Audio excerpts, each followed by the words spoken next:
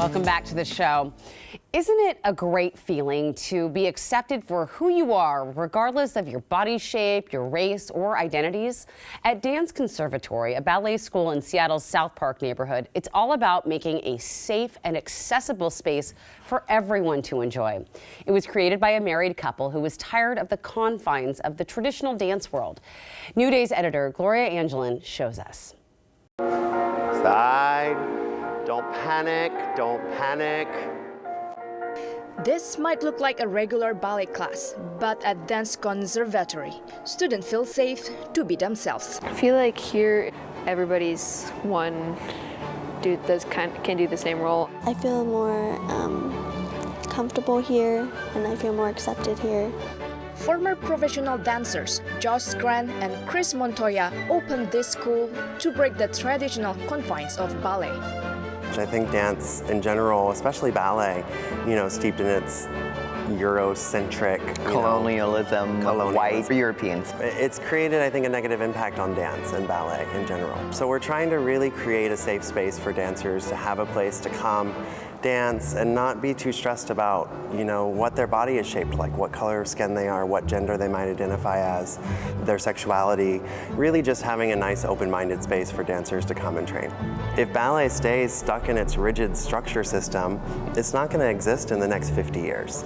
It's a world Josh and Chris didn't feel they belonged in. But they are determined to change that for the next generation. The reason why I never gave it up was there is nothing that compares to being on stage. Nothing in the world. The high, the lows, it is one of the most magical feelings that I've ever had in my life and still have in my life. It's a hard question. How do you give up what you love? Yeah. Wow, now I'm gonna get emotional. I mean, dance to me gives me breath. At this school, there are no classes for just boys or just girls. Students can do everything. I had a dream of wanting to put a boy on point.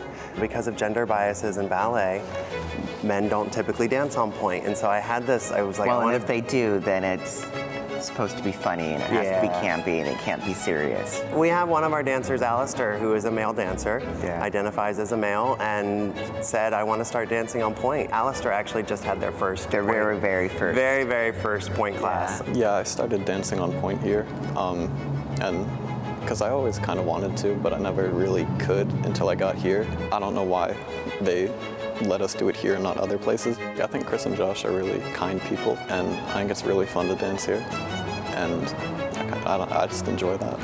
There was also an intention of choosing where to put the school.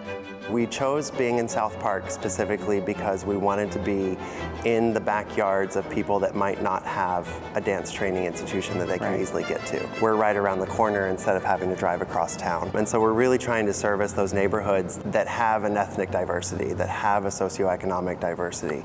Josh and Chris acknowledge that dancing is not affordable for everyone.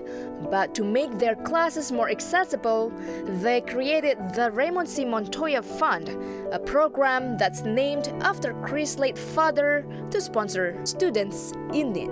That fund pays for things like dance training classes, the tuition, transportation if that's a necessity, class attire, shoes, point shoes. Pretty much anything that goes into our expenses of running a studio and the students' expenses of taking class here, that fund will pay for. It is 100% based off of necessity, not merit. Growing up, I also had scholarship opportunities. I never went without nothing, but we grew up in a particularly poor neighborhood in Phoenix, Arizona. And I always had food, I always had clothes, but dance is expensive. It is very, very expensive, and there are some opportunities that I missed because of financial hardship, but my dad, worked his butt off to make sure that I stayed in dance, And so I guess that's also another way that we're trying to honor his name with that program, is that maybe there's some kid that is just like me. Josh and Chris are not just turning out the next generation of dancers, they are recreating a classic ballet. Nutcracker has a hard racial background. And so with our Nutcracker, we're setting it in the Pacific Northwest. We want it to be an homage to, you know, our adoptive home of the Pacific Northwest. Yeah. We are getting rid 100% of the cultural appropriations of Act 2. So there will be no Chinese, no Arabian, no Spanish, none of that. Our Arabian is a unicorn. Using the same music though. In the future, we want that role to be a 100% non-binary role in the sense of both men, women, whoever can perform that role. And I think across the board, most of our roles in the Nutcracker will be non-binary. They feel comfortable in a tutu, we're gonna put them in a tutu. Yeah. If they'd rather be in something that's not a tutu, we're gonna make a costume for them so that they can do that role without being in a tutu.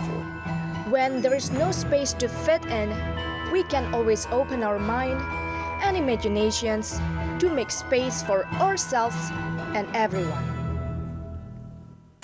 Well, from dance to crafting.